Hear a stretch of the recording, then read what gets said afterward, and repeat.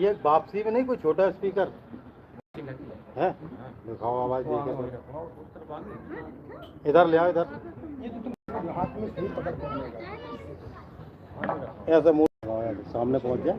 इसको इधर ये बैक पीछे कर, इसके साइड से और कर नहीं। आप ऐसा घुमा दे,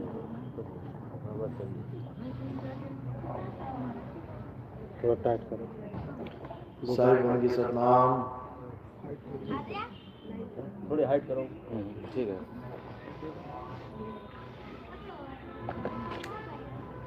गुरु जी हैं वो आ रहे हैं, टॉयलेट क्या गए गए गुरु जी यहीं आए।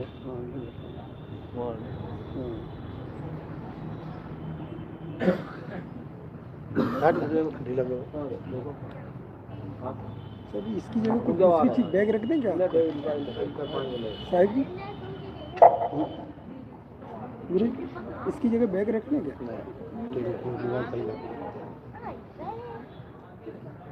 नहीं रख दो बस।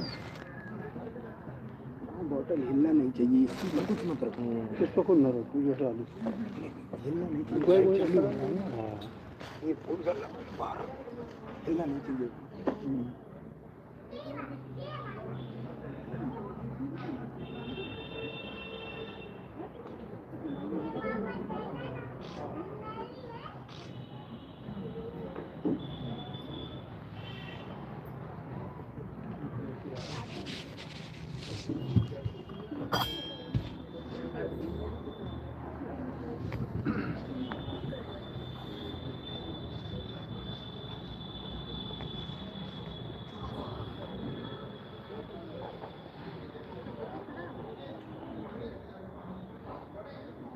एक गिलास और नहीं, एक गिलास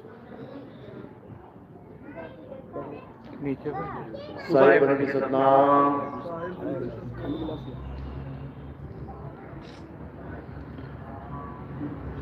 तो आज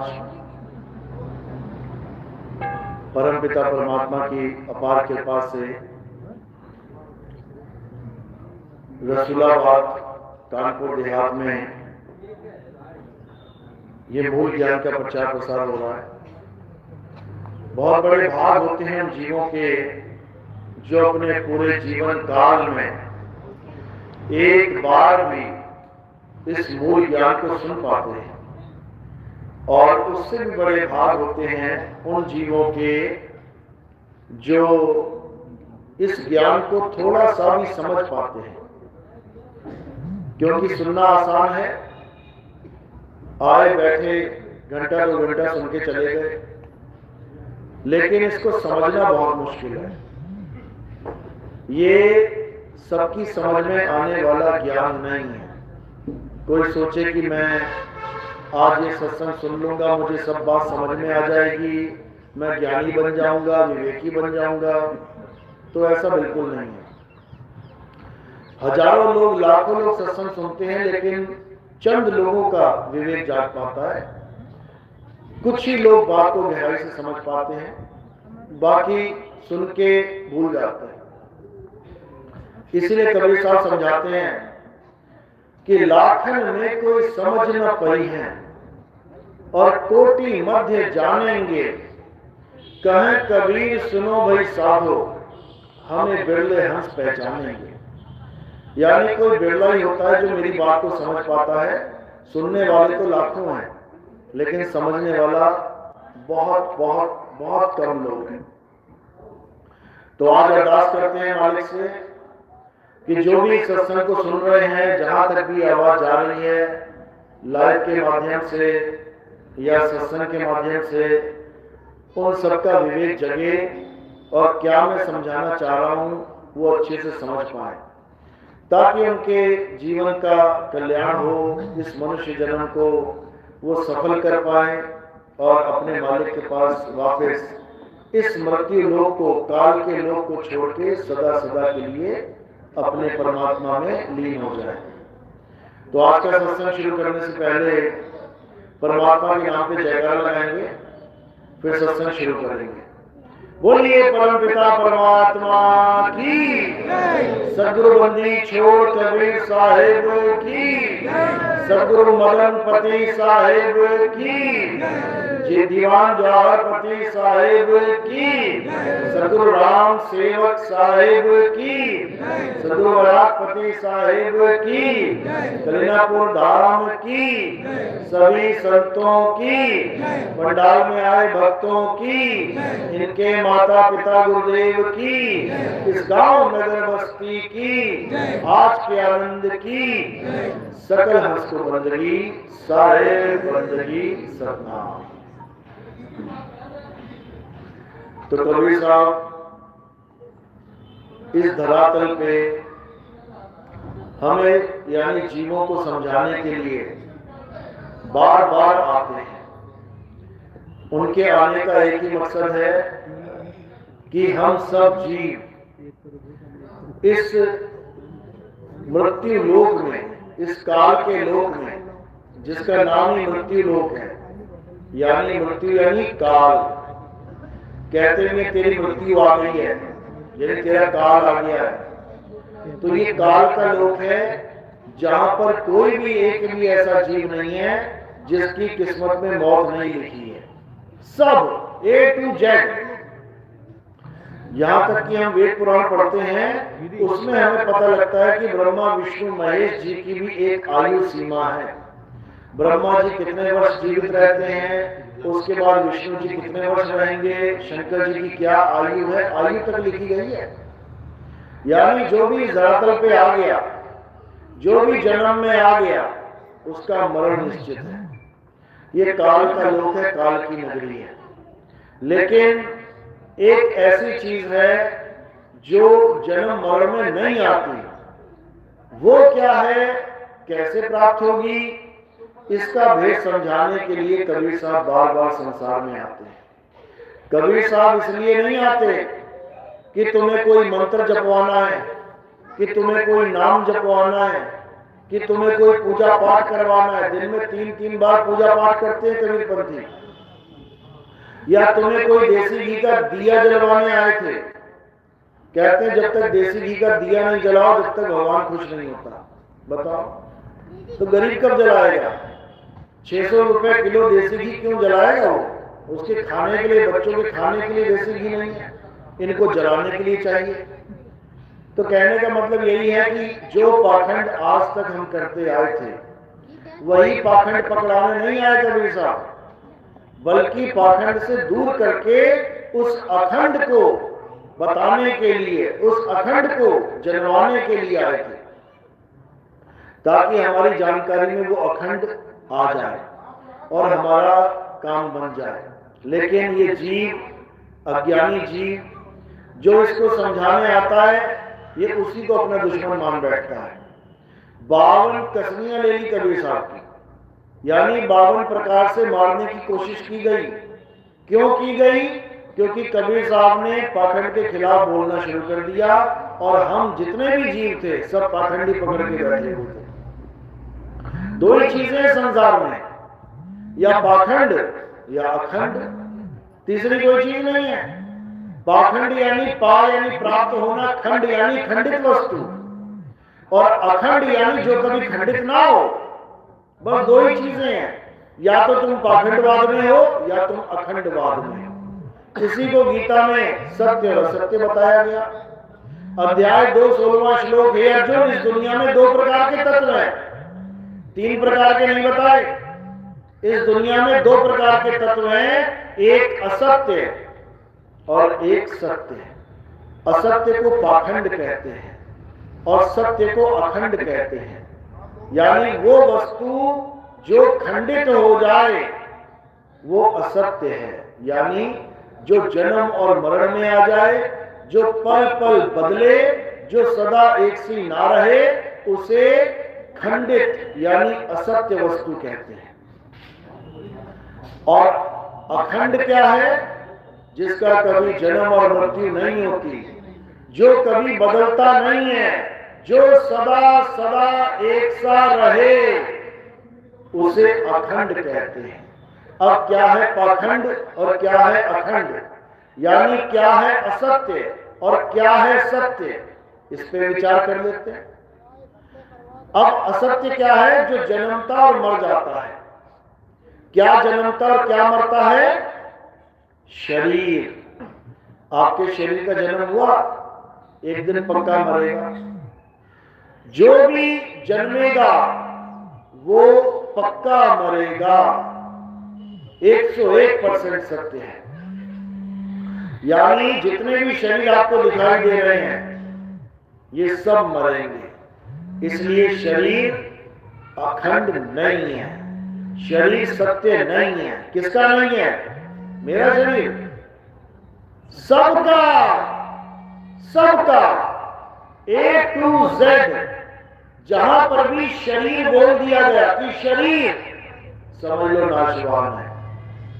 मेरा शरीर नाशवान है, तुम्हारा शरीर नाशवान है, राम जी का शरीर, कृष्ण जी का शरीर, किसी का भी शरीर नाशवान है। क्योंकि शरीर अविनाशी होता ही नहीं है, वो होता ही नहीं है। तो शरीर यानी नाशवान तत्व, यानी असत्य, यानी शरीर की पूजा नाशवान की पूजा, असत्य की पूजा। और क्या असत्य है? ये जितने भी मंदिर, मस्जिद, गुरुद्वारे, चर्च बनाए जा रहे हैं, ये आज बन के तैयार हो गए हैं, ये कल को अपने आप पुराने होके जर्जर अवस्था में आके एक दिन टूट जाएंगे, खंडित हो जाएंगे। यानी ये ईंट, पत्थर, सरिया, ये बालू, सीमेंट, ये सब क्या है? असत्य है। और इससे बनाई हुई चीजें क्या हो जाएंगी? असत्य हो जाएंगी। और क्या असत्य है? जो बदल जाए वो असत्य है। यानी भगवानों के, परमात्मा के, अल्लाह के, वाहिगुरु के जितने भी नाम इंसान ने रखे हैं, देखो बदलते हैं कि नहीं?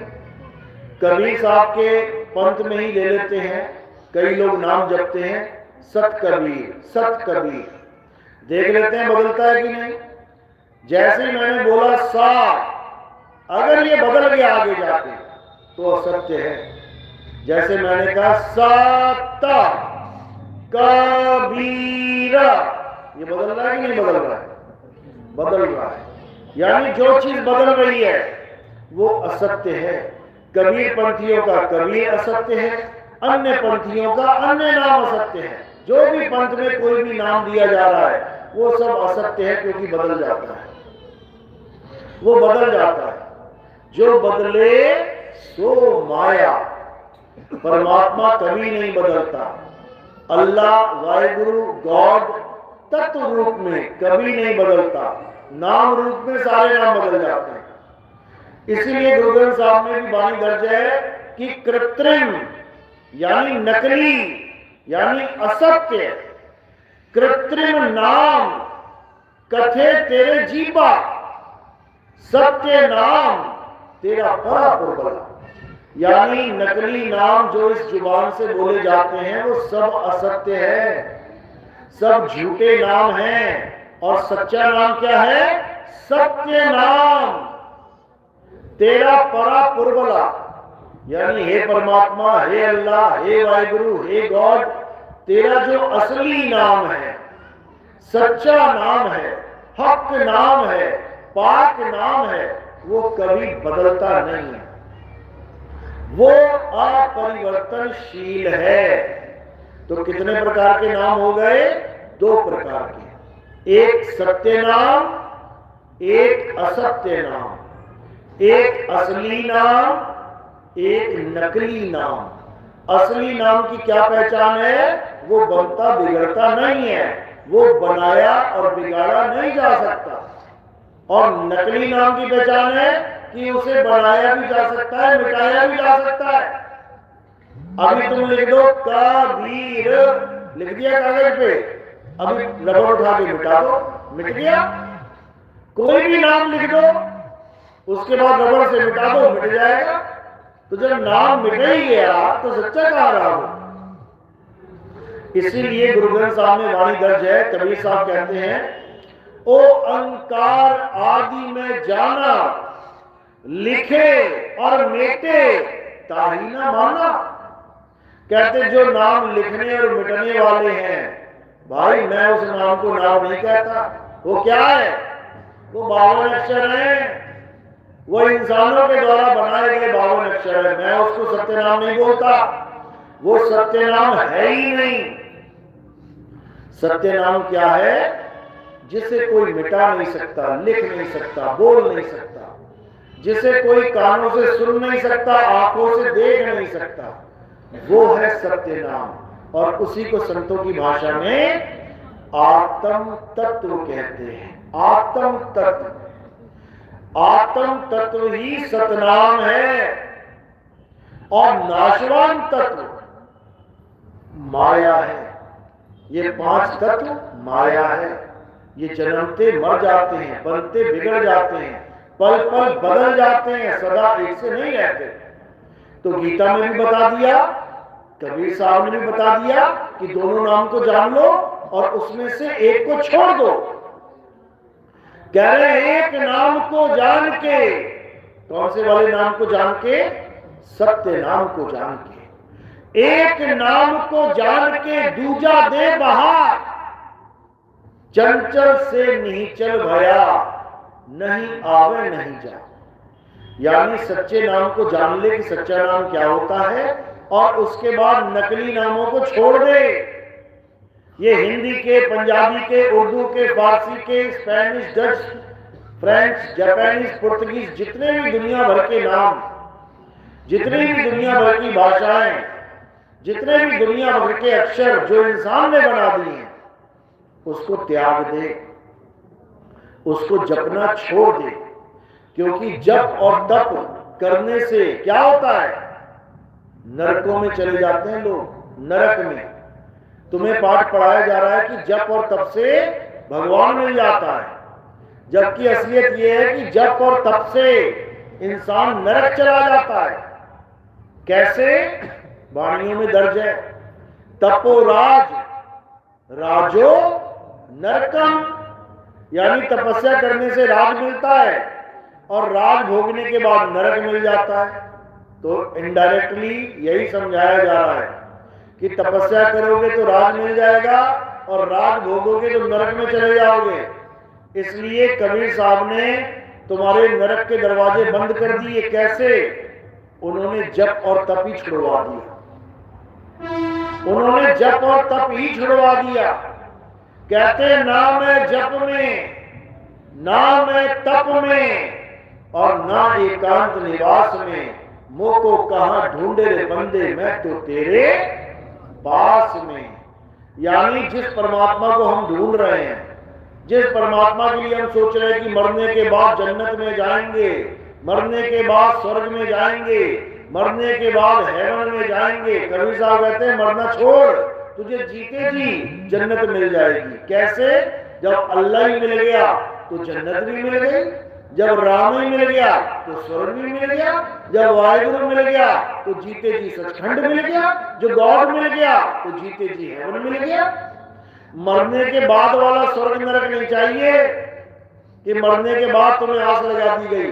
किसने देखा मरने के बाद? कौन कहा गया? और अगर कोई पहुंच भी गया तो बताने आया क्या कि मैं स्वर्ग पहुंच गया हूं?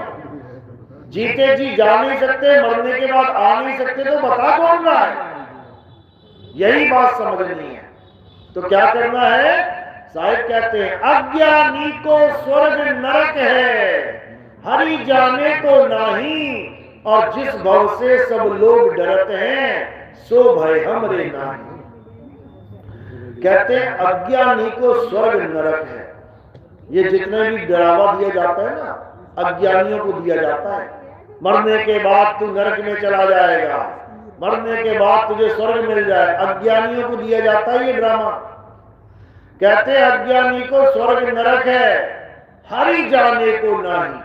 जिसको जीते जी हरि मिल गया वो क्या स्वर्ग और क्या नरक जाएगा? उसको तो परमात्मा ही मिल गया, उसको कहीं नहीं जाना। अब तो परमात्मा में समाना है। अरे ना कहीं आना ना कहीं जाना, आपे में आप समाना। यानी अपने असली स्वरूप में, उसी स्वरूप को परमात्मा कहते हैं, उसमें समाना है। क्योंकि तुम्हारा स्वरूप और परमात्मा का स्वरूप दो नहीं है। समझ लो, अगर सोने की छड़ में से थोड़ा सा टुकड़ा गिर जाता है तो क्या है वो? सोना ही है। दोनों का स्वरूप एक ही है, लेकिन कोई जानता नहीं और कोई जानता है। जो जानता है वो स्वयं सत्य है, जो नहीं जानता वो कल को जान लेगा, वो भी सत्य हो जाएगा। तो इसी को समझना है। इतनी सी बात समझने में पूरा जन्म बीत जाता है। इसी को सोहम अवस्था कहा जाता है। सोहम, सोहम का मतलब ये नहीं कि तुम मंत्र जपने लग जाओ, सोहम सोहम सोहम। मंत्र जपने वालों के लिए कबीर साहब ने क्या बोला? अरे जो जन होंगे जौहरी, रतन लेंगे बिलगाए, और सोहंग सोहंग जपी मुआ, मिथ्या जन्म गवाए। जो लोग सोहम सोहम जपते हैं, कह रहे मिथ्या जन्म गवाए, उनका जन्म झूठे में बीत जाता है। क्योंकि सोहम सोहम जपना नहीं है, क्या करना है? सोहम हो जाना है। तुम्हें ऐसा गुरु मिलना चाहिए जो तुम्हें सोहम सोहम जपवाए नहीं, तुम्हें तुम्हारा भेद बता के सोहम ही बना दे। इसीलिए साहिब ने बोला कि श्वासा कीकर सिमरनी, ये हाथ वाली नहीं चाहिए। श्वासा कीकर सिमरनी और कर अजपा का जाप, परम तत्व का ध्यान धर, सोहम आपे आप।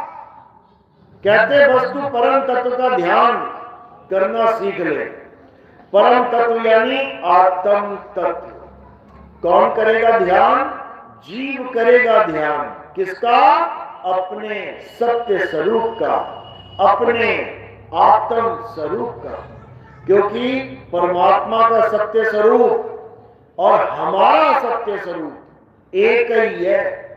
कबीर साहब वाणी में समझाते भी हैं, सत्य स्वरूपी नाम साहिब का, सो निज नाम हमारा। यानी मेरा निज नाम और परमात्मा का सत्य स्वरूप एक ही है, एक ही है। निज नाम यानी मेरा नाम, किसी और का नहीं। अल्लाह अल्लाह नहीं जपना, वाहिगुरु वाहिगुरु नहीं जपना, गॉड गॉड नहीं जपना, राम राम नहीं जपना, कबीर कबीर नहीं जपना।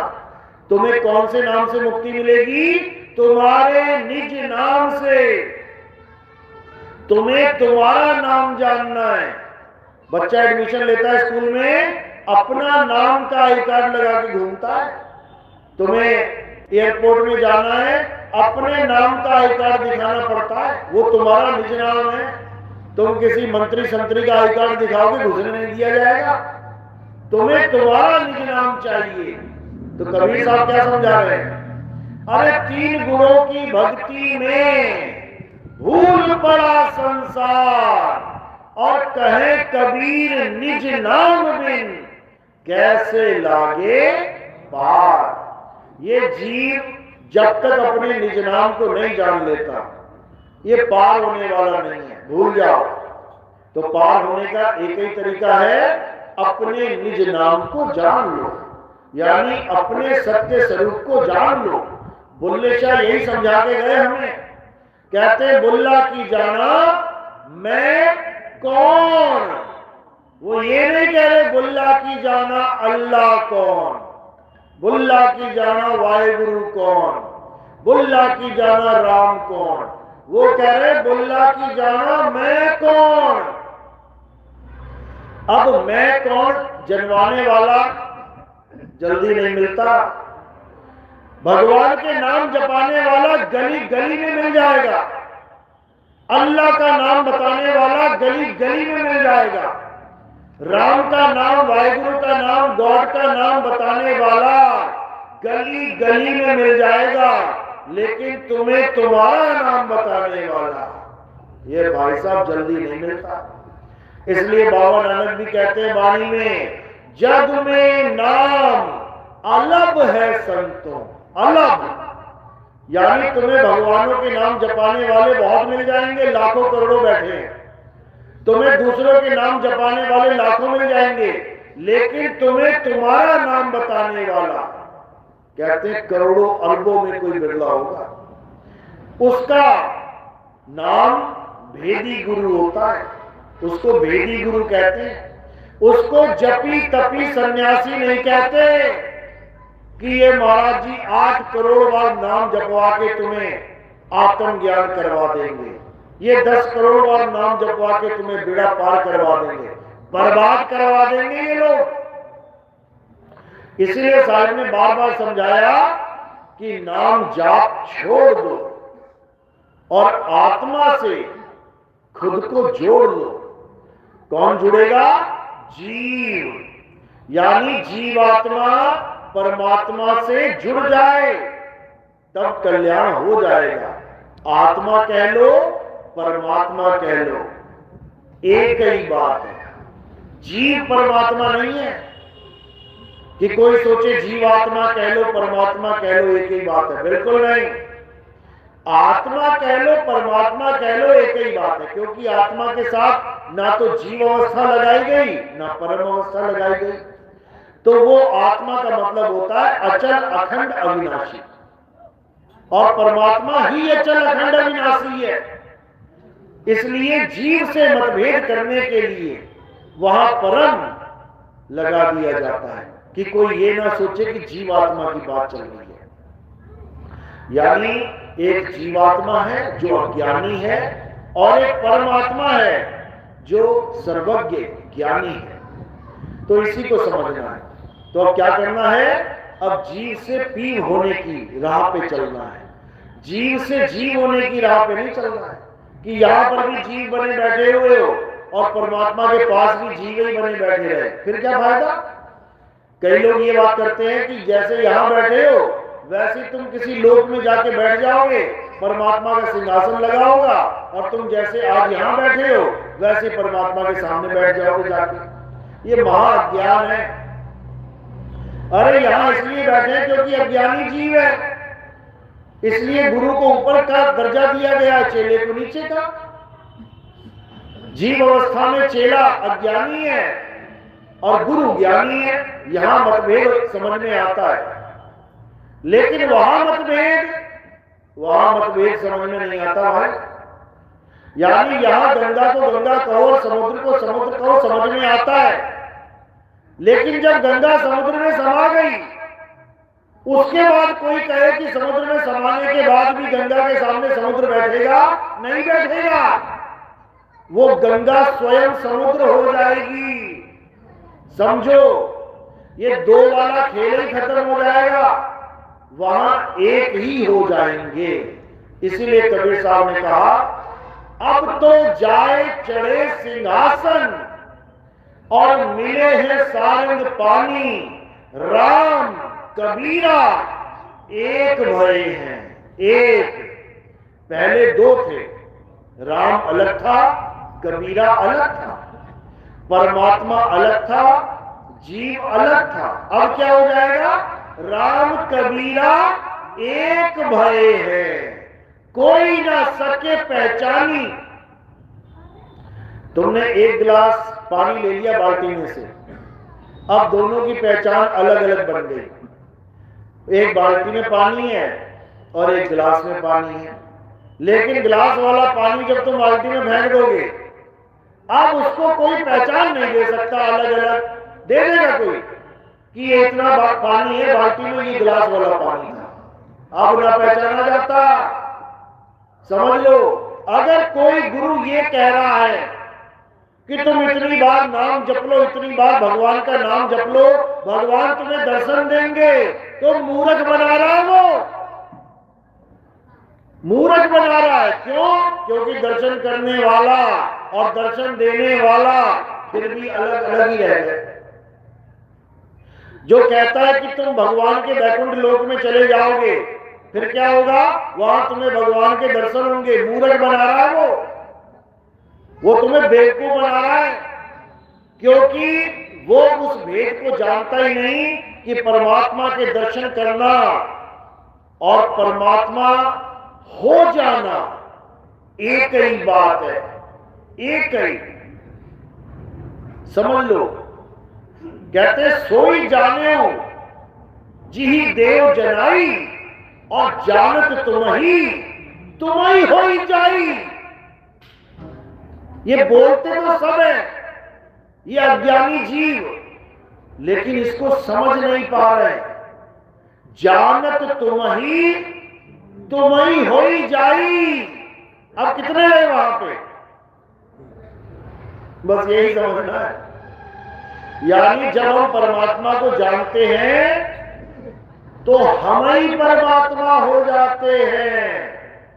फिर वहां ये नहीं होगा कि परमात्मा को जान भी रहे हो और परमात्मा अलग भी है तुमसे।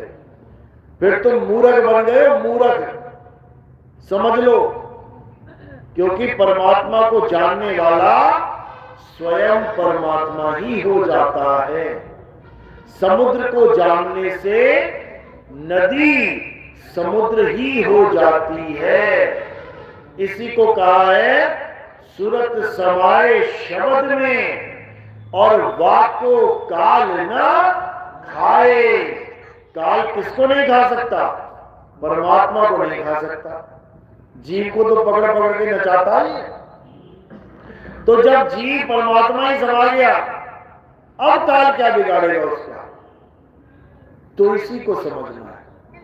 ये वो वाला काल नहीं है जिसके लिए बोला जाता है अकाल मृत्यु क्या मरे वो मरे जो काम करे चंडाल का, काल उसका क्या बिगाड़े जो भक्त है महाकाल का। सुना है ना? अब महाकाल की यात्रा देख लेना, कांवड़ यात्रा। ऐसे सड़कों में पड़े मिलेंगे तुम्हें कांवड़ यात्री, बोल बम करते करते फट गया ड्रम, हो गया खेल खत्म, वही मिल जाएंगे सारे। उनसे पूछो भगत है महाकाल का, तो ये काल कैसे दाव लगा दिया आपने? तुम लाशें भी उठा रहे हो और गा भी रहे हो, ये कैसे भाई? या तो कह दो ये झूठ है, या तो कह दो महाकाल के भगत को भी काल मार सकता है। तब तो समझ में आती है मेरे बात कि भैया ये महाकाल के भगत थे और ये कांवड़ यात्रा लेके जा रहे थे। रास्ते में किसी का भाई मर गया, किसी का बेटा मर गया, एक्सीडेंट हो गया, ऐसा हो गया, वैसा हो गया। बातें बड़ी बड़ी, दर्शन छोटे छोटे, ऐसे बात नहीं बनती भाई, ये तो धोखा होगा। अरे महाकाल का मंदिर केदारनाथ, क्या हुआ था वहां पे? वहां काल का तांडव मचा था, लाइव देख रहे थे लोग। महाकाल के भगत यहां से वहां भागते जान बचा रहे थे अपनी, और वो भी ना बचा पाए। जब पूरा समुद्र ही आ गया, कौन बचेगा? केवल मंदिर बचा, वो भी इसलिए कि पीछे एक बहुत बड़ा पत्थर था। पत्थर ने पानी के वेग को दो भागों में बांट दिया और मंदिर पे प्रेशर नहीं पड़ा। उसकी महिमा गा रहे हैं। बताओ, भगत सारे मर गए और मंदिर बचा हुआ, उसकी महिमा गा रहे हो, बताओ। और बातें कर रहे हो काल उसका क्या बिगाड़े, जो भगत है महाकाल का एक ना छोड़ा काल ने, एक भी ना छोड़ा। फिर किसके साथ धोखा हो रहा है? हम जीवों के साथ। हरियाणा में एक गांव था, कांवड़ यात्रा में 28 लड़के एक साथ मारे गए। सोचो, इस गांव में, एक गांव में 28 जवान लड़कों की लाशें अगर जलाई जाए, कैसा माहौल होगा? जयकारे लग रहे होंगे क्या महाकाल बाबा के? क्या जयकारे लग रहे होंगे कि भगवान तेरा लाख शुक्र है हमारे गांव के 28 लड़के मारे गए? क्या बच्चों वाली बातें चल रही हैं? अरे ये काल की नगरी है, यहां कोई नहीं बच सकता, कोई भी नहीं। ना अल्लाह का बंदा बचेगा, ना वाहिगुरु का, ना राम का बंदा बचेगा, ना गॉड का। बताओ कहां नहीं मरते लोग? कौन सी यात्रा में बस नहीं पलट रही है? कौन सी यात्रा में आग नहीं लग रही है? कौन से मंदिर में भूकंप नहीं आ रहा है? क्या बच्चों वाली बातें चल रही है? कबीर साहब ने सीधे बोल दिया, अरे 3 लोक एक जेल है, पाप पुण्य 2 जाल, और सारा जग भोजन बना, खाने वाला काल। उन्होंने ये नहीं कहा कि हमारा वाला भगत बच जाएगा, सब मरेंगे, सब। क्योंकि 3 लोग बना ही मारने के लिए, लेकिन फिर भी बचेंगे अगर थोड़ा सा विवेक लगा दिया तो, थोड़ी सी बुद्धि लगा दी तो। कैसे बचेंगे? कबीर साहब समझा रहे हैं, अरे बचना चाहो काल जाल से तो चीनो शब्द हमारा, और कहे कबीर अमर कर राखूं जो निज होए हमारा। कबीर साहब कहते हैं मरना तो पड़ेगा, इसमें कोई दो राय नहीं है। चाहे कबीर भगत हो, चाहे नॉन कबीर भगत हो, चाहे अल्लाह का बंदा है, चाहे मौला का बंदा, चाहे किसी का बंदा हो, शरीर तो उसका मरना ही मरना है। लेकिन वो नहीं मरेगा। कैसे नहीं मरेगा? क्योंकि उसे जब सतगुरु मिल जाएगा तो उसे उसके सत्य स्वरूप का बोध करवा दिया जाएगा। यानी अब जो एक चीज थी पहले, अब दो हो जाएंगी। यानी पहले आपकी दृष्टि में, आपके विवेक में, आपकी सोच में आप एक थे। कौन थे? ये काया। कोई आपसे कहेगा अपनी फोटो दिखाओ, तो तुम अपनी काया की फोटो दिखा के कहोगे ये मैं हूं। यानी तुमने एक कर दिया सब कुछ। जब विवेकी गुरु मिल जाएगा वो क्या कर देगा? वो तुम्हें एक से दो कर देगा। मतलब तुम्हारी काया को अलग कर देगा और तुम्हारे आत्म स्वरूप को अलग कर देगा। यानी वो तुम्हें समझा देगा कि बेटा तू शरीर नहीं है, तू क्या है? आत्मा है। जैसे ही ये बात समझ में आ गई कि मैं शरीर नहीं हूं, मैं आत्मा हूं, शरीर की मृत्यु होगी। कोई 1 साल का जीवन लेके आया है, कोई 2 साल, कोई 10 साल, कोई 50 साल, कोई 100 साल। 1, 2, 4, 5, 10, 50, 100 साल में शरीर मरेगा ही मरेगा। और जब तुमने ये जान लिया कि मैं एक आत्मा हूं, अब कब मरोगे? कब मर जाती है आत्मा?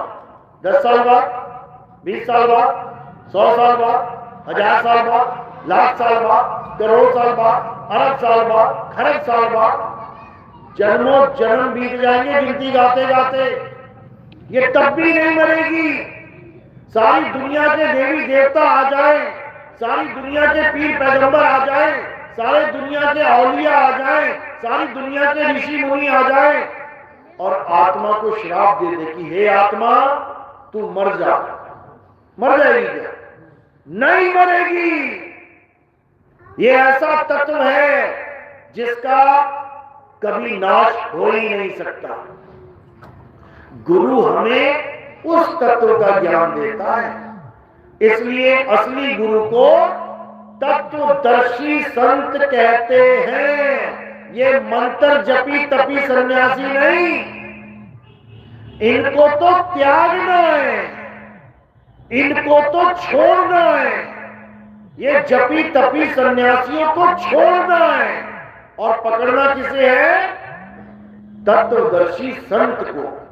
इसीलिए गीता में अध्याय 4 34वां श्लोक क्या बताया गया?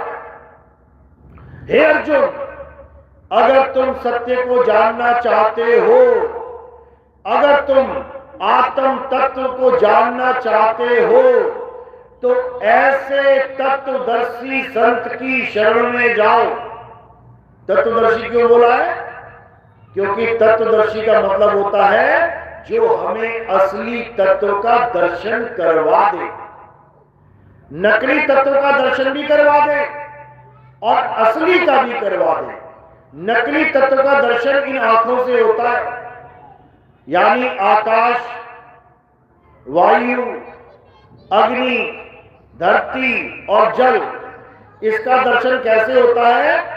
इन 5 तत्वों के द्वारा उसका दर्शन होता है, इंद्रियों के द्वारा दर्शन होता है।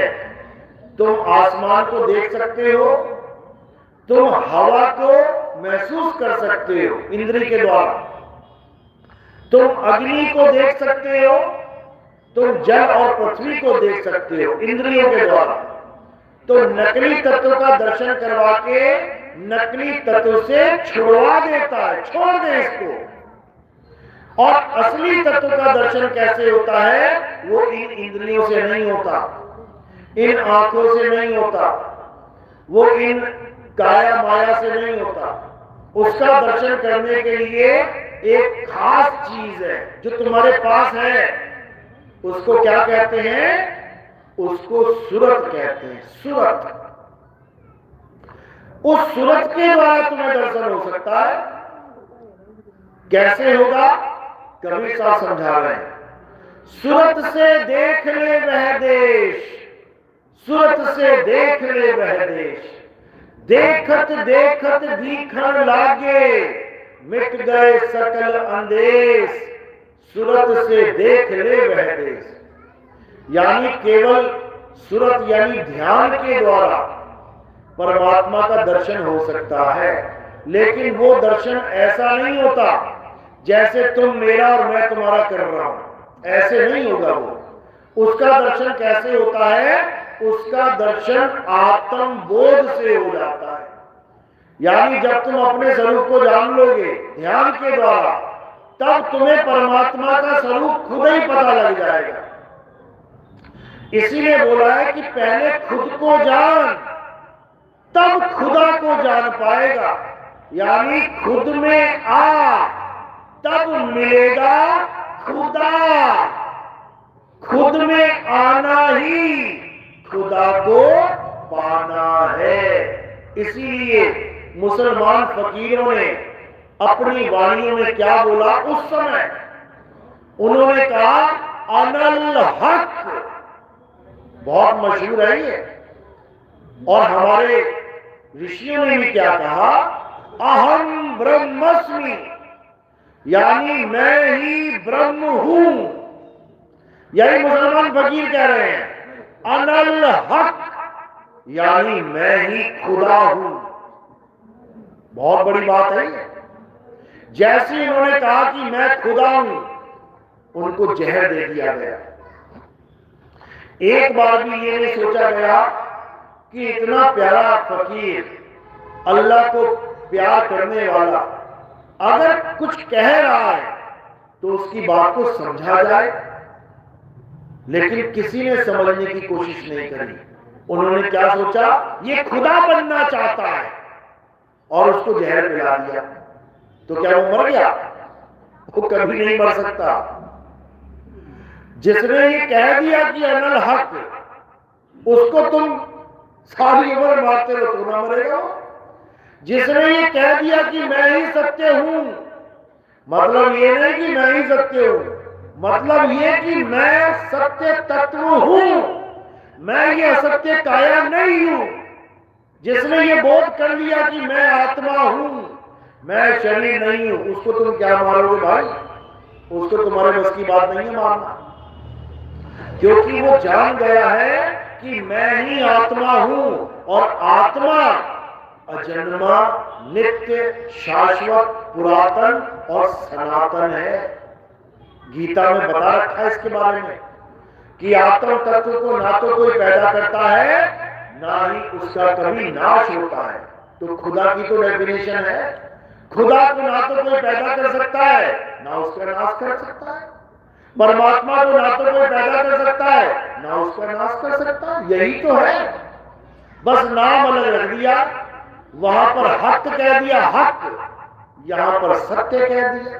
यहां कह रहे ईश्वर सत्य है, वहां कह रहे अल्लाह अल हक। भाषा का फर्क है, चीज एक ही है। यहां कह रहे पानी पी लो, वहां कह रहे ड्रिंक वाटर, एक ही बात है, लेकिन समझ में नहीं आ रही है। इसी बात को समझाने के लिए कबीर साहब ने कहा, जल में नीन प्यासी, मोहे देखत आवे हासी, आत्म ज्ञान बिना नर भटके, कभी काबा कभी काशी। मुसलमान भाई काबा भाग रहा है कि वहां जाके अल्लाह मिल जाए, हिंदू भाई काशी भाग रहा है कि वहां जाके भगवान मिल जाए। अब मुसलमान का अल्लाह और हिंदू का भगवान है कहां, ये दोनों को नहीं पता। कबीर साहब समझा रहे हैं, ज्यों तिल माही तेल है और ज्यों चकमक में आग, तेरा साईं तुझ में है, जाग सके तो जाग। जागने की बात चल रही है, क्योंकि हम अज्ञानता में सो रहे हैं। आंखें भले खुली है मेरी, लेकिन सोए हुए हैं। भले दिख रहा है कि हाँ इसकी आंखें खुली है, जागा हुआ है, ये सोया हुआ है। जागेगा कब? जब अपने सत्य स्वरूप को जान लेगा। अरे मैं कहता हूं जागत रहियो और तू जाता है सोई रे, तेरा मेरा मनवा कैसे एक होई रे। मैं कह रहा हूं तू शरीर नहीं, तू आत्मा है, और तू कह रहा है मैं आदमी हूं, मैं औरत हूं, मैं बच्चा बूढ़ा जवान हूं। हमारा ज्ञान मैच हो ही नहीं सकता। मैं कह रहा हूं तू अविनाशी है, और तू कह रहा है डॉक्टर साहब मुझे बचा लो। ज्ञान एक हो ही नहीं सकता, समझ लो। मैं कह रहा हूं कि तू छठे तत्व में समा और तू 5 में फंसा पड़ा। ज्ञान एक ही नहीं हो सकता कभी। इसीलिए बोला साहब ने, जहिया जन्म मुक्ता हता तहिया हता ना कोई, अरे छठी तुम्हारी है जगह, तू कहां चला भिगोए। यानी तू कहां 5 तत्वों में जाके फंसने के लिए जा रहा है। तेरी जगह छठा तत्व है। छठा तत्व यानी निहित तत्व। तू 5 तत्वों में फंस गया है। कुत्ता बिल्ली हाथी घोड़ा बन गया है, इंसान भी बन के 5 में ही फंसा हुआ है। अब मौका है, अब आत्मा बन, अब आत्मा हो जा। एक बार आत्मा हो गया तो ना तो तुझे कोई पकड़ पाएगा, ना तुझे कोई काट पाएगा, ना तुझे कोई जला पाएगा। नैनम छिंदन्ति शस्त्राणि नैनम दहति पावका न चैनम क्लोदन तापे न शोषति मारुता। है अर्जुन, इस आत्मा को ना तो शस्त्र काट सकता है, ना अग्नि जला सकती है, ना वायु सुखा सकती है, ना जल भिगो सकता है। इस आत्मा का कोई कुछ नहीं बिगाड़ सकता। इस आत्म तत्व को जान लेना ही इस इंसान जन्म का परम लक्ष्य है। तो क्या करना है अब? 17वां श्लोक। हे अर्जुन, जो अपनी आत्मा में रमण करते हैं, जो अपनी आत्मा में तृप्त हैं, जो अपनी आत्मा में संतुष्ट हैं, उनके लिए कोई धार्मिक कर्म कर्तव्य लागू ही नहीं होता। उसे किसी मंदिर में जाके राधे राधे राम राम करने की जरूरत नहीं है। उसे किसी मस्जिद में जाके कोई नमाज पढ़ने की जरूरत नहीं है। उसे किसी गुरुद्वारे में चर्च में जाके कोई नाम जपने की प्रेयर करने की जरूरत नहीं है। क्यों? क्योंकि ये सब 52 अक्षर हैं। चाहे राम राम कह ले, चाहे अल्लाह अल्लाह कह ले, चाहे वाहिगुरु वाहिगुरु कह ले, चाहे गॉड गॉड कह ले, चाहे नमाज पढ़ ले, चाहे प्रेयर कर ले, चाहे अरदास कर ले, चाहे चालीसा पढ़ ले, क्या है ये? अक्षर हैं। कहां पे लिखे गए हैं? कागज पे। किससे लिखे गए हैं? कलम से। किसके द्वारा लिखे गए हैं? दावात के, इंक के, स्याही के। तो कहते हैं कागज कलम कलेस, राम रंग होरी हो, वो रहा शेष का शेष, राम रंग होरी हो। ये 52 अक्षर लेख यानी लिखने में आते हैं। ये किसी भी भाषा की पूजा पाठ देख लेना, ये 52 अक्षरों के द्वारा बनाई जाती है। तो कह रहे हैं 52 अक्षर लेख, राम रंग होरी हो, वो रहा शेष का शेष, राम रंग होरी हो। समझ लो। तो इसी को जानना है, इसी को समझना है कि कैसे 52 अक्षरों से परे उस परमात्मा को जाने, आत्म तत्व को पहचाने और 52 के जाल से निकल जाए। हिंदू हिंदी के बावन के जाल में फंसा है, मुसलमान अरबी बावन के जाल में फंसा है, सिख पंजाबी बावन जाल में फंसा है और ईसाई अंग्रेजी के बावन के जाल में फंसा है। ये अपने अपने अक्षर छूट नहीं गए इनसे, एक भी अपने अक्षरों को छोड़ने के लिए तैयार नहीं है। और जब तक अक्षर को छोड़ेगा नहीं तब तक नी अक्षर मिलेगा नहीं। इसलिए साहब ने बोला, मदन साहब ने क्या कहते हैं, सोई गुरु पूरा कहावे जो दो अक्षर का भेद बतावे, एक छुड़ावे एक लखावे तब प्राणी निज घर को जावे। यानी सच्चा गुरु कौन है? इसी को अरबी में कामिल मुर्शिद कहते हैं, बाखबर कहते हैं। एक होता है मुर्शिद यानी गुरुजी, एक होता है कामिल मुर्शिद यानी सतगुरु जी। दोनों में फर्क है। तो कह रहे हैं सतगुरु यानी कामिल मुर्शिद कौन है? नमाज पढ़ाने वाला नहीं, नमाज छुड़ाने वाला, राम राम जपवाने वाला नहीं, राम राम छुड़वाने वाला, अल्लाह अल्लाह वाहिगुरु वाहिगुरु जपवाने वाला नहीं, अल्लाह अल्लाह वाहिगुरु वाहिगुरु छुड़वाने वाला, उसे कामिल मुर्शिद कहते हैं। जपवाने वाले तो घने बैठे हैं, जितने मर्जी देख लो। तो मदन साहब यही समझा रहे हैं, सोई गुरु पूरा कहावे, अधूरा नहीं। अधूरा गुरु होता है गुरुआ और पूरा गुरु होता है सतगुरु, जो तुम्हें सच्चा नाम बता के झूठा नाम छुड़वा दे। सोई गुरु पूरा कहावे जो दो अक्षर का भेद बतावे, एक छुड़ावे एक लखावे तब प्राणी निज घर को जावे। यानी सच्चा गुरु वो होता है जो दो प्रकार के अक्षरों का ज्ञान दे दे। एक 52 अक्षर जो जीभ से बोले जाते हैं और एक आदि अक्षर जो जीभ से बोला ही नहीं जा सकता, श्वासों में उसको जपा ही नहीं जा सकता। तो इसी दो अक्षरों का भेद बताने वाले को सतगुरु कहते हैं। 52 अक्षर जीव आधारा, आदि अक्षर जीव्या से न्यारा, वाही को सत सिमरन कहिए। सत सिमरन एक असत्य सिमरन है।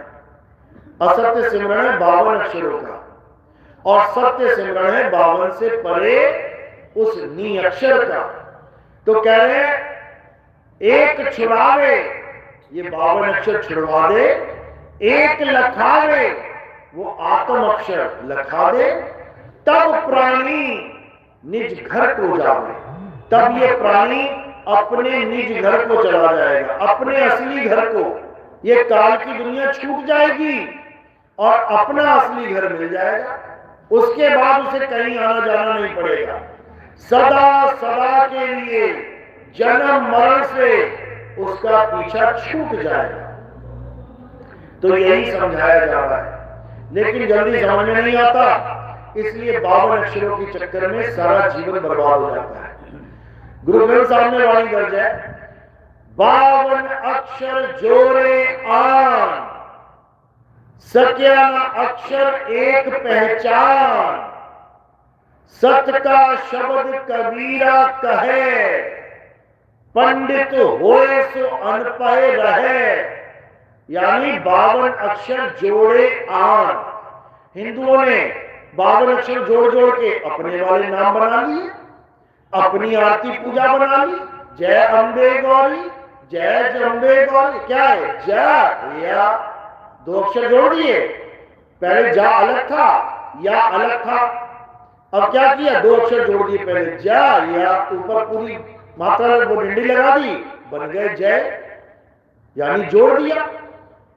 तो यही कबीर साहब समझा रहे हैं कि अक्षर जोड़ जोड़ के नाम बना लिए, अक्षर जोड़ जोड़ के आरतियां बना ली, अक्षर जोड़ जोड़ के चालीसा बना ली, अक्षर जोड़ जोड़ के वेद पुराण गीता भागवत बना ली, ये सब कैसे बनाया? अक्षर जोड़ जोड़ के। तो कह रहे 52 अक्षर जोड़े आन और सक्या न अक्षर एक पहचान। अब ये एक अक्षर क्या है? ये वही अक्षर है जिसे लखाया जाता है, और 52 अक्षर जिसे छुड़ाया जाता है। एक अक्षर यानी अविनाशी। अक्षर का मतलब अविनाशी। शर का मतलब होता है नाशवान। शर के आगे आ लग गया तो अविनाशी। तो कहते हैं अविनाशी का लखाव कराने वाला, यानी आत्मा का लखाव कराने वाला। किसको? जीव को। यानी जीव को, जीवात्मा को परमात्मा का लखाव कराने वाला, इसको बोला जाता है। यानी एक छुड़ाए एक लखाए तब प्राणी निज घर को जाए। तो यही कबीर साहब समझा रहे हैं। फिर कह रहे हैं 52 अक्षर लोक त्रय सब कुछ इन्हीं माही। सारी पूजा पाठ, सारे हवन यज्ञ, सब कुछ इन 52 नहीं है। सारी दुनिया के नाम, सारी दुनिया के वस्तुओं के नाम, तुम्हारा नाम, मेरा नाम, इस काया में जितने भी अंग है उसके नाम, इस काया में जितने भी कुछ भी दिख रहा है, हड्डी, मांस, रुद्र, कुछ भी, वो सब 52 का खेल है। तो कह रहे 52 अक्षर लोक त्रय सब कुछ इन्हीं माही। ये अक्षर खिल जाएंगे। खिल जाना यानी क्षय हो जाना, नाश हो जाना। ये अक्षर खिल जाएंगे, वो अक्षर इनमें नहीं। यानी जो असली अक्षर है परमात्मा का, जिससे हमारी मुक्ति होगी, जिसके लिए बोला गया कलयुग में एक नाम आधारा, सिमर सिमर नर उतरो पारा। ये वो नाम नहीं है जो तुम्हें जपवाए जा रहे हैं वृंदावन में, राधे राधे राधे राधे जप लो। राधे राधे जपोगे तो कृष्ण कृष्ण कहां गया? फिर भगवान कृष्ण है कि भगवान राधा है? पहले तो यही बता दो। अरे परमात्मा पुरुष है कि स्त्री है? किस लिंग में जानोगे परमात्मा को? अगर दुनियावी दृष्टि से भी देखो तो परमात्मा पुरुष आता है, परमात्मी नहीं आता। स्त्री नहीं बोला जाता पुरुष को। तो अज्ञानी भी पुरुष मानता है परमात्मा को, लेकिन यहां तो परम ज्ञानी स्त्री मान के बैठे हैं परमात्मा। जो गुरु बने बैठे हैं वो राधे राधे जप रहे हैं। बताओ, कहते सृष्टि भगवान ने बनाई है। कृष्ण जी 3 लोक के मालिक हैं। विराट रूप में उन्होंने सारी सृष्टि अपने मुंह में रखी हुई है, और नाम जपो राधे राधे। हद हो गई है, हद। अब मामला सारा माया का है, सीधी सी बात है। यही राधे राधे जपने वाले पहले काशी में ओम नमः शिवाय जपते थे, शिव शिव करते थे। कहते हैं मुझे शिव जी ने दर्शन भी दे दिए काशी में। बताओ, जिसको शिव जी ने दर्शन दे दिए वो राधा राधे जपने लग गया। मतलब गजब ही कर डाला। अरे जिसको भगवान दर्शन दे दे वो तृप्त हो जाता है। रावण को दर्शन दिए थे शंकर जी ने, तो रावण क्या राधे राधे जपने लग गया था? ये कौन सा फार्मूला निकाल दिया नया? बताओ। अरे जिसका नाम जप रहे हो उसने दर्शन दे दिए तो तुम्हारी भक्ति खत्म हो जानी चाहिए, संपूर्ण हो जानी चाहिए। तुमने तो भगवान ही बदल डाला, पुरुष से स्त्री में आ गए। ये माया का चक्कर है भाई, माया का। काशी में रोटी के लाले पड़े थे, रोटी मांग मांग के नहीं मिल रही थी, गरीबी में जीवन जा रहा था, हालत खराब हो गई थी, रोग था, रोग ठीक करने के लिए पैसा नहीं था। तो क्या किया? भगवान ही बदल डाला। देखा कि यार ये राधे राधे वाले तो बहुत बढ़िया मजे का जीवन जी रहे हैं, ये तो बड़ी बड़ी गाड़ियों में घूम रहे हैं, कुछ करना भी नहीं है, राधे राधे राधे राधे, ये बढ़िया काम है। ऐसा काशी छोड़ा, ऐसा वृंदावन पकड़ा कि कसमें खा ली कि मैं वृंदावन कभी नहीं छोड़ूंगा। क्यों? वृंदावन छूट गया तो बेटा फिर फकीर बनना पड़ेगा। वृंदावन छूट गया तो गाड़ी भी छूट जाएगी, वृंदावन छूट गया तो फिर वही पुराने वाले दिन आ जाएंगे याद। इसलिए बेटा कसम ही खा लो कि मैं वृंदावन कभी नहीं छोड़ूंगा। यानी माया ने ऐसा जकड़ लिया कि जिस पवित्र स्थान पर शंकर जी ने दर्शन दिए थे उसका भी दर्शन जीवन में कभी नहीं कर पाएंगे कि मुझे इस जगह पे प्रभु मिला था। अरे सारे तीर्थ वो कहलाते हैं जहां भगवान प्रकट हुए थे, और ये तो अपना तीर्थ ही छोड़ के भाग गए, वृंदावन में राधे राधे जप रहे। तो भैया माया का खेल है, माया का। और कबीर साहब समझा रहे हैं, माया ने बिछाया फंदा और वहां से निकला कोई कोई बंदा। ये सबके बस की बात नहीं है माया से निकलना। अरे ब्रह्मा विष्णु महेश जी नहीं निकल पाए माया से। कबीर साहब की वाणी पढ़ो, क्या कह रहे हैं? माया महाठगिनी हम जानी, अरे केशव के कमला बन बैठी, शिव के भवन भवानी, माया महाठगिनी हम जानी, काहू के हीरा बन बैठी। राजा के यहाँ क्या बन के बैठ गई? हीरा। कह रहे काहू के हीरा बन बैठी और काहू कौड़ी कानी, माया महाठगिनी हम जानी। भिखारी किसके लिए लड़ते हैं? एक एक दो दो रुपए के लिए। भिखारी के कटोरी में से तुम 1 रुपया डालने की जगह 10 सिक्के निकाल लेना, फिर देखना माया का खेल। भिखारी दौड़ाएगा तुम्हें किसके लिए? वो 10 रुपये के लिए। और राजा के यहां से हीरा चोरी करके देख लेना, वो भी तुम्हें दौड़ाएगा। राजा 10 रुपए के लिए नहीं दौड़ाएगा, 10 रुपए देखे तो कहेगा जा ले जा, लेकिन जब उसका हीरा चुराओगे फिर देखो तो कह रहे काहू के हीरा बन बैठी और काहू कौड़ी कानी, माया महाठगनी हम जानी। अब कह रहे योगी, बड़े बड़े योगी सिद्ध योगेश्वर, कह रहे योगी के योगिन बन बैठी और ब्रह्मा के ब्रह्मानी, माया महाठगिनी हम जानी। ये माया का कोई एक रूप नहीं है भाई, अलग अलग रूपों में माया तुम्हारे सिर पे चढ़ के बैठी है। अब माया का क्या रूप है? कबीर साहब समझा रहे हैं। अरे माया माया सब कहे, माया चीने ना कोई, और जो मन से ना उतरे, माया कहिए सोए। जो तुम्हारे मन में चीज अटक गई वही माया है, समझ लो। यानी आज के समय में ही देख लेना, जो चीज तुम त्यागना नहीं चाहते, आज की बात बता रहा हूं, अभी की, ऐसी कौन सी चीज है जो तुम छोड़ नहीं सकते? कोई भी ले लो, जो तुम्हें कोई कहे इसको छोड़ दे और तुम कह दो हाँ छोड़ दिया, लेकिन एक ऐसी चीज होगी जिसके लिए तुम कहोगे मैं नहीं छोड़ सकती, वही माया है।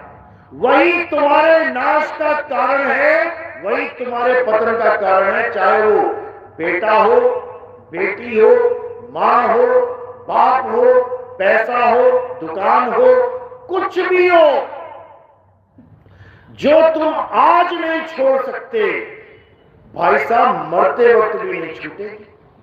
याद रखना इस बात को। तो मुक्त कौन है?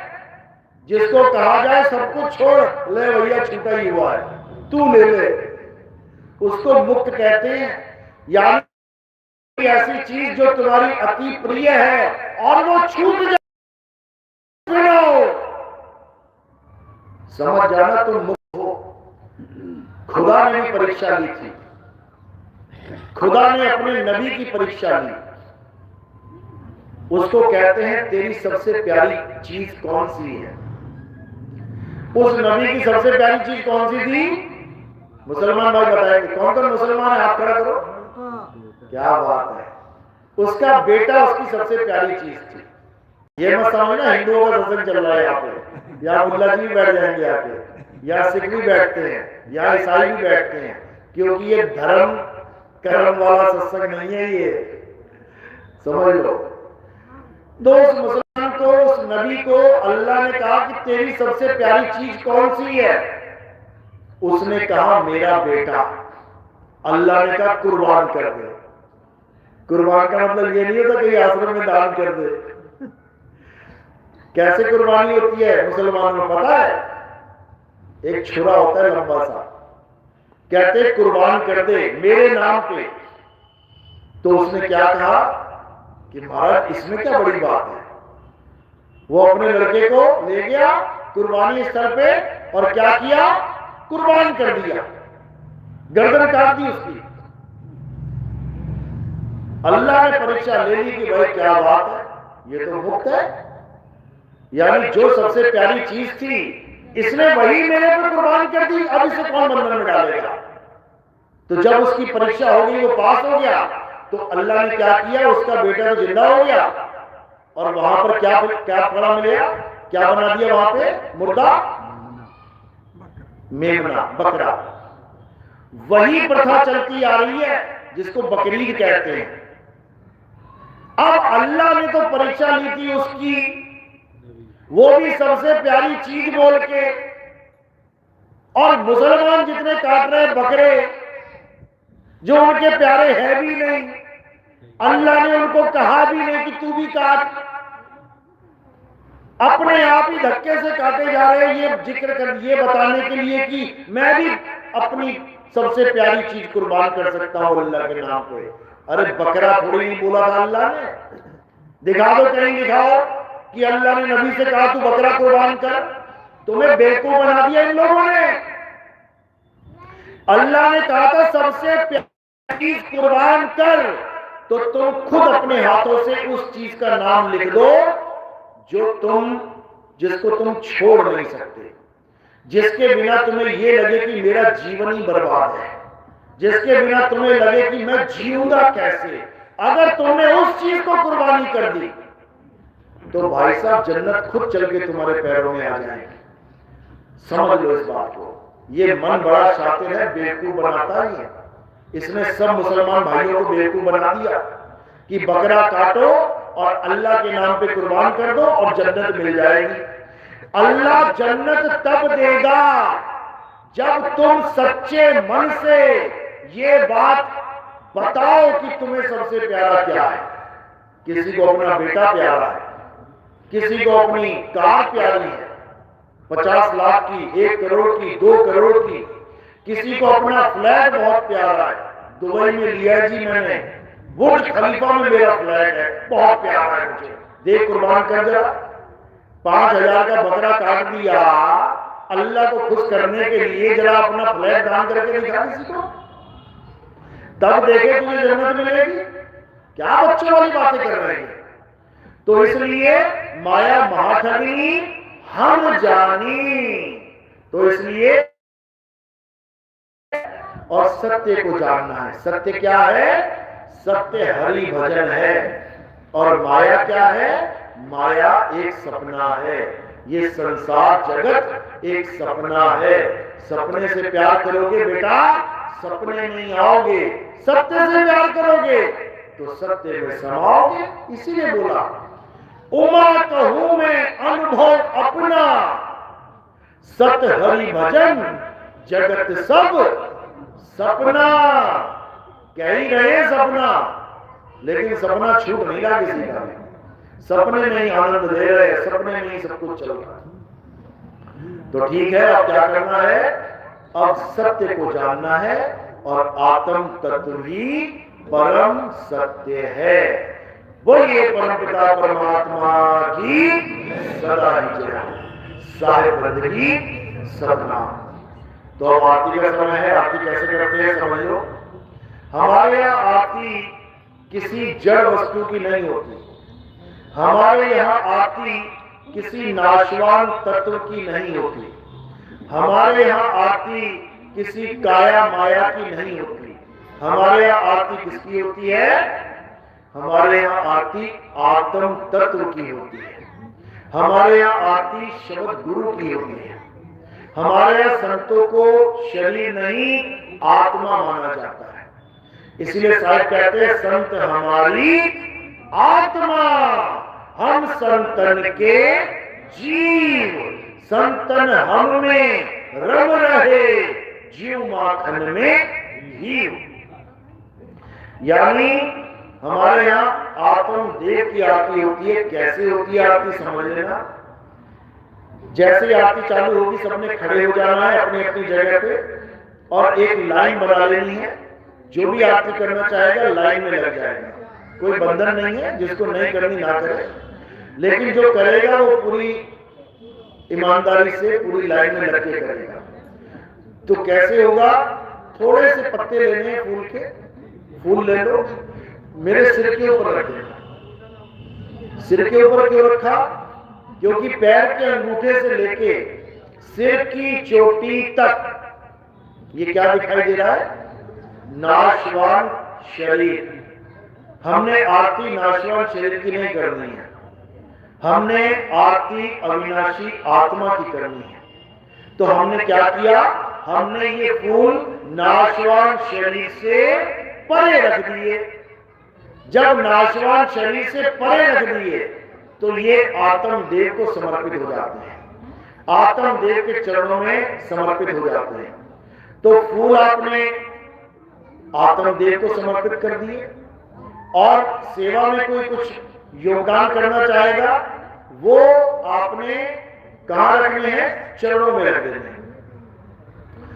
माया का स्थान सबसे नीचे चरणों में बताया है और फूलों का स्थान सबसे ऊपर परमात्मा के लिए बताया है।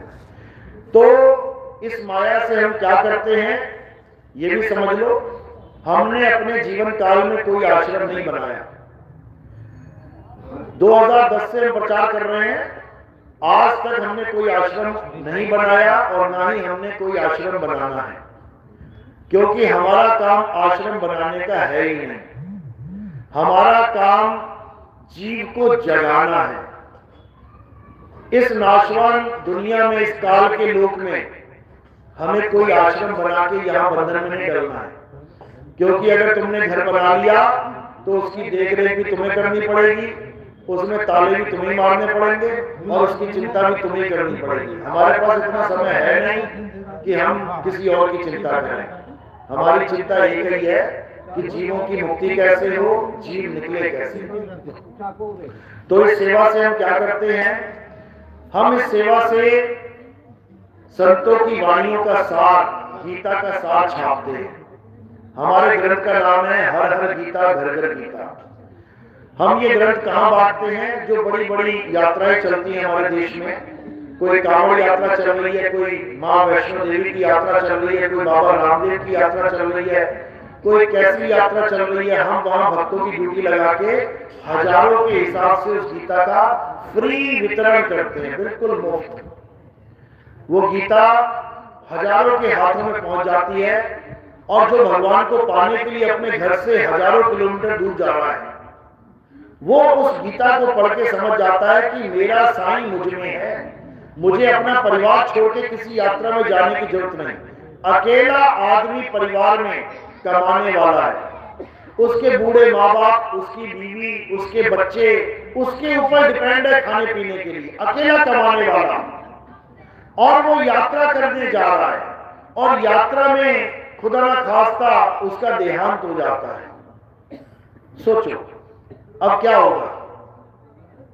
पूरा परिवार तहस नहस हो जाएगा। क्यों मर रहा है वो फालतू का? भगवान को ढूंढने जा रहा हूं जी। अरे भगवान तेरे घर में बैठा है, भगवान तेरे घर में बैठा है, तू भगवान को गली मोहल्लों में ढूंढने जा रहा है, कैसे मिलेगा? नहीं मिल पाएगा। तो क्या करना है? उस गीता को पढ़ के वो लोग आत्मा को समझने लग जाते हैं, गीता को पढ़ के कृष्ण जी के असली ज्ञान को समझने लग जाते हैं और धीरे धीरे धीरे धीरे हमारे सत्संगों से जुड़ जाते हैं। और जैसा गुरु ग्रंथ साहब में बोला गया है, हृदय नाम ध्याओ और घर बैठे गुरु पाओ। यानी परमात्मा एक ऐसी चीज है जो तुम्हें घर बैठे मिल जाएगा, क्योंकि वो दूर है ही नहीं। अज्ञानियों के लिए वो दूर है, इसलिए यात्राएं कर रहे हैं, और ज्ञानियों के लिए वो हाजिर नाजिर है। इसलिए बोला संतों ने, साहिब का घर दूर है जैसे पेड़ खजूर, और ज्ञानी जन के पास में अज्ञानी से दूर। तुमने एक पौधा लगाया खजूर का, वो बड़ा होके है तो तुम्हारे आंगन में, लेकिन इतना ऊंचा हो गया कि तुम पहुंच ही नहीं पा रहे वहां पे। क्यों? तुम्हें चढ़ना ही नहीं आता। अब वो है तो आंगन में तुम्हारे पास, लेकिन तुम्हारी पहुंच से दूर हो गया। अब तुम उसका आनंद नहीं ले पाओगे। जैसे खजूर पकेगी, कोई पक्षी आएगा उठा के ले जाएगा, वो गिरने ही ना देगी नीचे। लेकिन ज्ञानी जन के पास में, जिसे ऊपर चढ़ना आ गया, उसके पास ही में है वो पक्षी को नहीं हाथ लगाने देगा। वो पक्षी से पहले चढ़ जाएगा ऊपर और खजूर तोड़ के नीचे आ जाएगा। इसी प्रकार जैसे कस्तूरी हिरण की नाभि में है और वो ढूंढने कहां जा रहा है? केदारनाथ, बद्रीनाथ। वो कहां ढूंढने जा रहा है? अयोध्या। जबकि हिरण की नाभि में कस्तूरी है। तो क्या कह रहे हैं? कस्तूरी कुंडल बसे और मृग ढूंढे वन माही, ऐसे रमता राम है ये दुनिया जाने नहीं। जो असली राम है वो हमारे पास है। कृष्ण जी क्या कहते हैं? एकजुट, जो अपने जीवन काल में अपनी आत्मा को जान लेता है वही असली राम को प्राप्त कर पाता है, वही परमात्मा को प्राप्त कर पाता है। और जो आत्मा को छोड़ के नाशवान तत्वों की तरफ चला जाता है उसे मैं कभी प्राप्त नहीं होता। बिल्कुल क्लियर। यानी क्या करना है? अब हमें अपनी आत्मा में परमात्मा को ढूंढना है। ठीक है, मंदिर मस्जिद गुरुद्वारे चर्च बनाए जाते हैं, किसके लिए? हमारे लिए। कारण क्या है? कि हमें याद रहे कि भगवान नाम की कोई चीज है, अल्लाह नाम की कोई चीज है, वाहिगुरु नाम की कोई चीज है। इसीलिए मंदिर मस्जिद गुरुद्वारे बनाए जाते हैं, ताकि तुम कहीं पर भी जाओ, किसी भी गली में जाओ, याद रखो कि भगवान है। लेकिन कहो कि मंदिर में है, नहीं, वो तुम्हारे अंदर है, तुम्हारे अंदर है। तभी तो काया चल रही है। ये हाथ पैर क्यों हिल रहे हैं? आत्म तत्व की वजह से। गीता में इसी आत्मा का बार बार जिक्र किया जा रहा है। अध्याय 2 भरा पड़ा है यही समझाने के लिए कि आत्मा को जान लो, आत्मा को जान लो। अर्जुन, आत्मा को जान, अविनाशी को जान। लेकिन कौन जान पा रहा है भाई? पूरी गीता इसी का संदेश दे रही है। इसीलिए हम गीता का पब्लिकेशन करवाते हैं, हम गीता को छपवाते हैं और गांव गांव में हम गीता को बांटते हैं, ताकि गीता का ज्ञान पहले तुम्हें समझ में आ जाए, उसके बाद हर चीज समझ में आने लगे। अगर गीता का ज्ञान तुम्हारे समझ में नहीं आया, भाई साहब भूल जाओ कि तुम सही रास्ते पे जा सकते हो, नहीं जा सकते। इसलिए पहले गीता का ज्ञान, आत्मज्ञान और फिर जन्म मरण से मुक्ति। बोलिए परमपिता परमात्मा की सदा ही जय। और सेवा का हम क्या करते हैं? टीवी में हमारा प्रोग्राम आता है, साधना टीवी और ईश्वर टीवी। आप सुबह 6:30-7 बजे बैठ जाओ, आपको टीवी में बार बार मैं आता दिखाई दूंगा। मैं क्यों आऊंगा? बाकी बाबाओं की कमी है क्या? ज्ञान बताने के लिए बहुत सा ज्ञान चल रहा है टीवी में। 10-10, 20-20, 50-50 लाख देके टीवी में आते हैं बाबा जी। तो मेरे आने की क्या जरूरत है? वो बाबा जी आते हैं ये बताने के लिए कि नाम जपो, नाम जपो, नाम जपो। और बीच में मैं आ जाता हूं, नाम छोड़ो, नाम छोड़ो, नाम छोड़ो।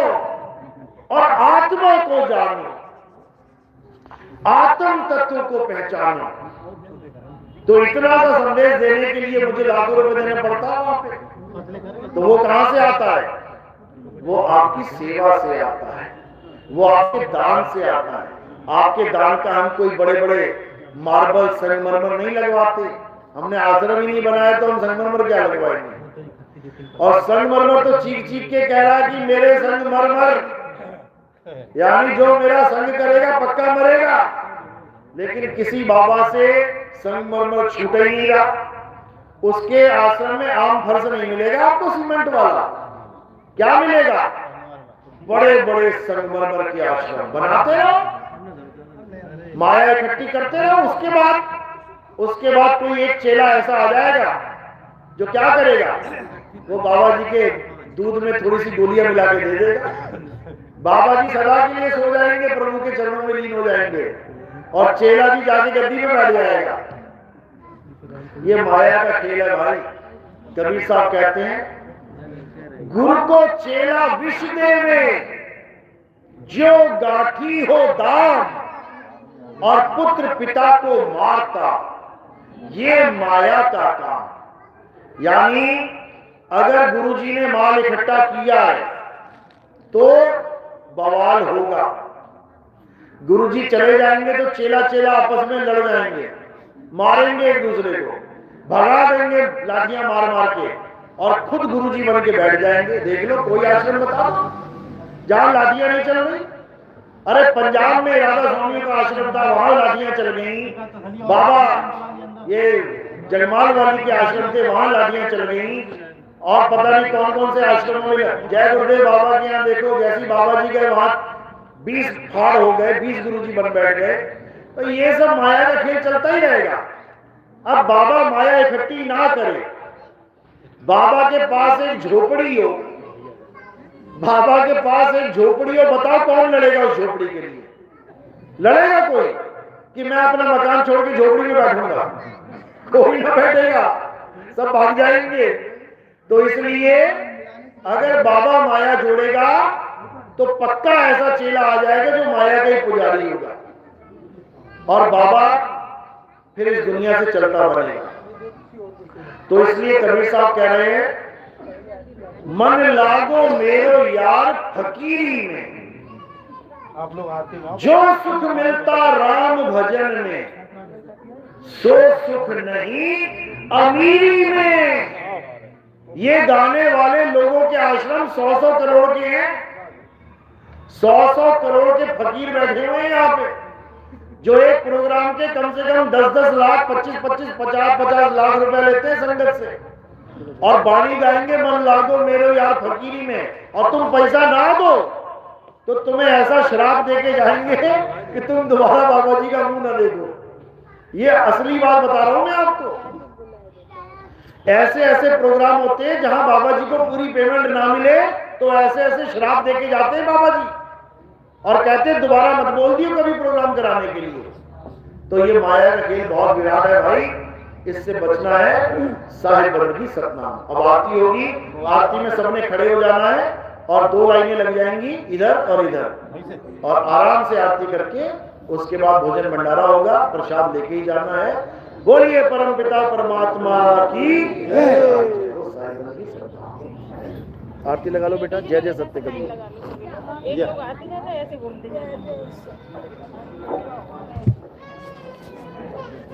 टेबल पटन के